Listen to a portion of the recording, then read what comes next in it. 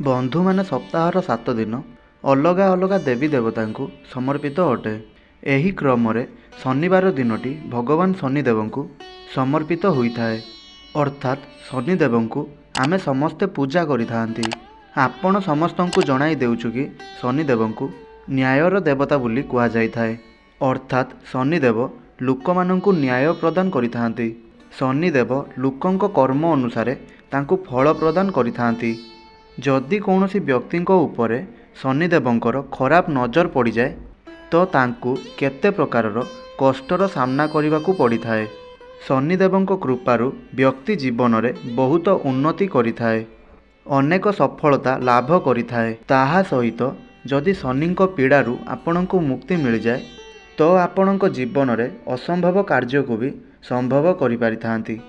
शनिदेवंक कृपारु समस्त प्रकारर मनस्कामनार पूर्ति होता है।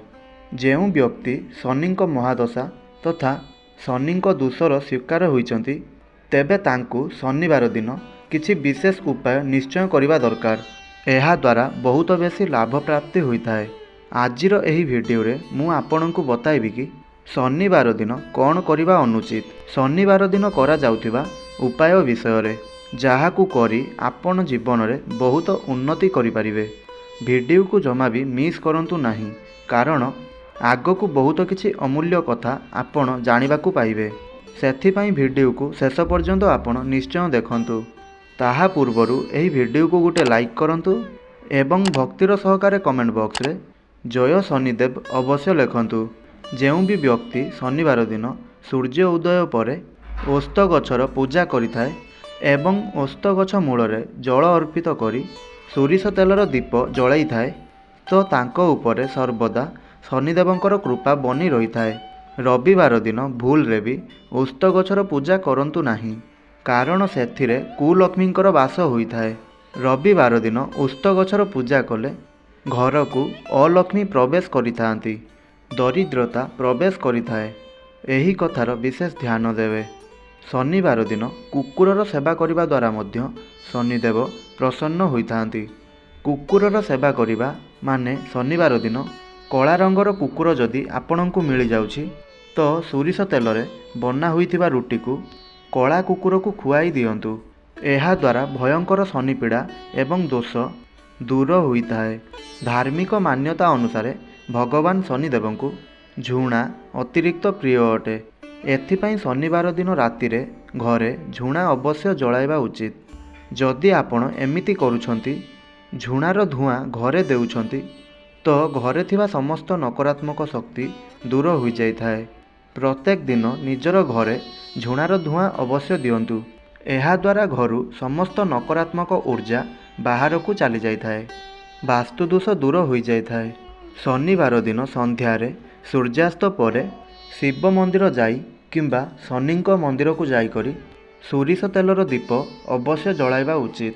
शिव मंदिर कौन पाई कहिली, काहींकि ना शनि महाराज भगवान शंकरंकर बहुत बड़ भक्त अटंती, भगवान शंकरंकर शिष्य अटंती। एथिपाई आपण शिव मंदिर को भी जाई करी शनिंक नाम नहीं सोरिष तेलर दीप निश्चय जलांतु। एहा द्वारा आपणकर समस्त मनस्कामना निश्चय पूरण होइथाए। जदि आपणकर कुंडली रे शनि 7.5 लगी अछि, 2.5 लगी अछि, ताहा मध्य दूर हो जाइथाए। एहा भी माना जाइथाए कि शनिवार दिन जदि कौनसी व्यक्ति हनुमान मंदिर को जाई तांकर सामना रे घीयर दीप जलाई थाए किंबा राम नाम लेखा होइथिबा ध्वजा भेट करिथांती तेबे शनिंकर कुदृष्टि समाप्त हो जाइथाए। काहींकि ना शनि महाराज स्वयं हनुमान महाराज को एही वचन देइछंती कि केबे भी मु आपणकर भक्तों को पीड़ा बा कष्ट देवी नहीं। एथिपाई जदि आपण शनिवार दिन हनुमान मंदिर को जाई करी जदि केवल गोटिए नड़िया चढ़ाई दियंती तत्काल आपणको शनिंक पीड़ारू मुक्ति मिलिथाए। शनिवार दिन किछि एमिति कार्य अछि जाहाकू करिबा अनुचित, जहा द्वारा आम जीवन में बहुत समस्या आसी थाए। शनिवार दिन मद्यपान न करिबा उचित, एहाकू बहुत घातक माना जाइथाए। झील मानू शनिवार दिन ससुर घर को जिबा अनुचित होइथाए। एहा सहित शनिवार दिन तेल, काठ, कोइला, लुण एवं लुहार वस्तु गुड़िक କ୍ରୟ ବିକ୍ରୟ ନ କରିବା ଉଚିତ। ଏହାଦ୍ୱାରା ଅଚାନକ କଷ୍ଟ ସମସ୍ୟା ଆସିଥାଏ। ଏହି ଦିନ ବାଳ କାଟିବା କିମ୍ବା ନଖ କାଟିବା ଅନୁଚିତ ହୋଇଥାଏ। ଏହି ଦିନ ଲୁଣ, ତେଲ, ଚମଡ଼ା, କଳା ରାଶି, କଳା ଜୁତା, ଲୁହାର ସାମଗ୍ରୀ ବି କିଣିବା ଅନୁଚିତ। ଲୁଣ କିଣିବା ଦ୍ୱାରା କରଜ ବଢ଼ିଥାଏ। ଏହି ଦିନ ଝାଡ଼ୁ ମଧ୍ୟ କିଣନ୍ତୁ ନାହିଁ। ଏହା ସହିତ ଶନିବାର ଦିନ ଦୁଗ୍ଧ ଏବଂ ଦହିର ସେବନ କରିବା ମଧ୍ୟ ବର୍ଜିତ ଅଟେ। ଯଦି ଆପଣ ପିଇବାକୁ ଚାହୁଁଛନ୍ତି ତେବେ ଆପଣ କ୍ଷୀରରେ ହଳଦୀ ମିଶାଇ ପିଇପାରିବେ। ଏହି ଦିନ ବାଇଗଣ, ଆମ୍ବର ଆଚାର ଏବଂ ନାଲି ଲଙ୍କା ମଧ୍ୟ ଖାଇବା ଅନୁଚିତ ହୋଇଥାଏ। କାହିଁକିନା ମଙ୍ଗଳ ଏବଂ ଶନି ଏହି ଦୁଇଜଣ ଘୋର ଶତ୍ରୁ ଅଟନ୍ତି। ଚାଲନ୍ତୁ କିଛି ଉପାୟ ଜାଣିବା ଯାହାକୁ କରିବା ଦ୍ୱାରା ଆପଣଙ୍କର ଜୀବନରେ ବହୁତ ଉନ୍ନତି ହେବ, ଆପଣଙ୍କର ମଙ୍ଗଳ ହେବ, ଆପଣଙ୍କର ଜୀବନର ସମସ୍ତ କଷ୍ଟ ସମସ୍ୟା ଦୂର ହୋଇଯିବ। ଶନିବାର ଦିନ ଗୋଟିଏ କାମ ନିଶ୍ଚୟ କରିବେ।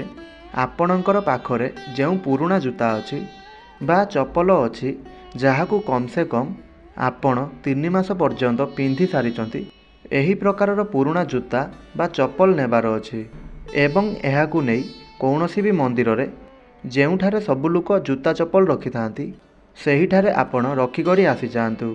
ପୁରୁଣା ଜୁତା ଚପଲକୁ ଆପଣ ସେଠାରେ ରଖିକି ପଳେଇ ଆସନ୍ତୁ। ଯଦି କୌଣସି ବ୍ୟକ୍ତି ଆପଣଙ୍କର ଜୁତା ବା ଚପଲକୁ ପିନ୍ଧିକରି ଯିବ ତ ଆପଣଙ୍କ ଉପରେ ଯେଉଁ ଶନି ପୀଡ଼ା ବା କଷ୍ଟ ଥିବ ତାହା ସାମ୍ନାବାଲା ବ୍ୟକ୍ତି ଉପରକୁ ଚାଲିଯିବ।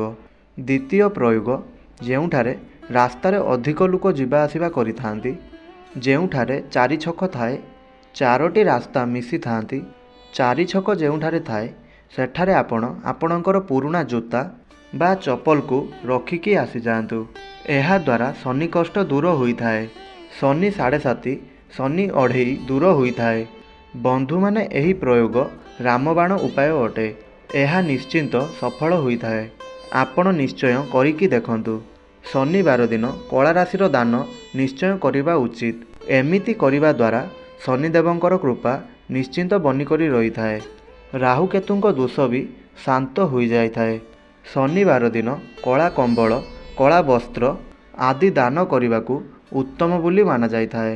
ଶନିବାର ଦିନ କଳା ବସ୍ତ୍ର କିମ୍ବା କଳା କମ୍ବଳ କୌଣସି ଗରିବ ଲୋକଙ୍କୁ ଯଦି ଆପଣ ଦାନ କରିବେ ତ ଶନିଦେବ ବହୁତ ପ୍ରସନ୍ନ ହୋଇଥାନ୍ତି। କଳା ବସ୍ତୁ ଶନିଦେବଙ୍କର ବହୁତ ପ୍ରିୟ ହୋଇଥାଏ।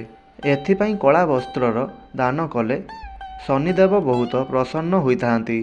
ମାନ୍ୟତା ଅଛି କି ଲୁହାର ଦାନ କରିବା ଦ୍ୱାରା ଶନିଦେବ ବହୁତ ପ୍ରସନ୍ନ ହୋଇଥାନ୍ତି ଏବଂ ଲୁହା ଶନିଦେବଙ୍କର ସବୁଠାରୁ ଅଧିକ ପ୍ରିୟ ହୋଇଥାଏ। ତ ଶନିଦେବଙ୍କର କୃପା ପାଇବା ପାଇଁ ଶନିବାର ଦିନ ଲୁହାର ନିର୍ମିତ ବସ୍ତୁଗୁଡ଼ିକର ଦାନ ନିଶ୍ଚୟ କରିବା ଉଚିତ ଏବଂ ଶନିବାରକୁ 7 ପ୍ରକାରର ଶସ୍ୟର ଦାନ କରିବାକୁ ବହୁତ ଭଲ ମାନାଯାଇଥାଏ। ଯେମିତିକି ଗହମ, ଚାଉଳ, ଯଅ, ବାଜରା, ଚଣା, କଳା ବିରି ଆପଣ ଦାନ କରିପାରିବେ। ଏହାଦ୍ୱାରା ସମସ୍ତ ଶନି କଷ୍ଟ ଦୂର ହୋଇଯାଇଥାଏ। ଶନି ଦୋଷ ଦୂର ହୋଇଯାଇଥାଏ। ଜୀବନରେ ଆପଣ ବହୁତ ଉନ୍ନତି କରିଥାନ୍ତି। ଶନିଦେବ ପରିଶ୍ରମ କରୁଥିବା ଲୋକଙ୍କ ଉପରେ ତାଙ୍କର କୃପା ବର୍ଷେଇଥାନ୍ତି। ଏଥିପାଇଁ ପରିଶ୍ରମ କରିବା ସହିତ ଏହି ଉପାୟ ଗୁଡ଼ିକୁ ନିଶ୍ଚୟ କରନ୍ତୁ। ଶନିଦେବଙ୍କୁ କର୍ମପ୍ରଧାନ ଦେବତା ମାନାଯାଇଥାଏ। ଜ୍ୟୋତିଷରେ ଗୋଟିଏ ରାମବାଣ ଉପାୟ ବତାଯାଇଛି। ଯେଉଁ ବ୍ୟକ୍ତି ଶନି 7.5, ଶନି ଅଢ଼େଇ ଭୋଗ କରୁଛନ୍ତି, ଏମିତି ବ୍ୟକ୍ତିଙ୍କୁ କଳା ଦୁଦୁରାର ଚେର ଅବଶ୍ୟ ଧାରଣ କରିବା ଉଚିତ। ଯେଉଁ ବ୍ୟକ୍ତି କଳା ଦୁଦୁରାର ଚେର ପିନ୍ଧିଥାନ୍ତି, ଏମିତି ବ୍ୟକ୍ତିଙ୍କୁ କେବେ ବି ଶନି ଦୋଷ ଲାଗିନଥାଏ। ଏମିତି ବ୍ୟକ୍ତିଙ୍କୁ ତନ୍ତ୍ରମନ୍ତ୍ର ବାଧା ବି ଆସିନଥାଏ। ଏମିତି ବ୍ୟକ୍ତି ଜୀବନରେ ବହୁତ ଉନ୍ନତି କରିଥାନ୍ତି। ତେବେ ବନ୍ଧୁଗଣ, ଏହା ତ ଥିଲା ଶନିବାରକୁ ନେଇ କିଛି ମହତ୍ତ୍ୱପୂର୍ଣ୍ଣ କଥା। ଆପଣଙ୍କୁ ଯଦି ଏହି ଭିଡ଼ିଓଟି ଭଲ ଲାଗିଥାଏ ତାହାହେଲେ ତଳେ ଥିବା ଆମର କମେଣ୍ଟ ବକ୍ସରେ ଜୟ ଶନିଦେବ ଅବଶ୍ୟ ଲେଖନ୍ତୁ ଏବଂ ଭିଡ଼ିଓକୁ ଗୋଟେ ଲାଇକ୍ କରନ୍ତୁ।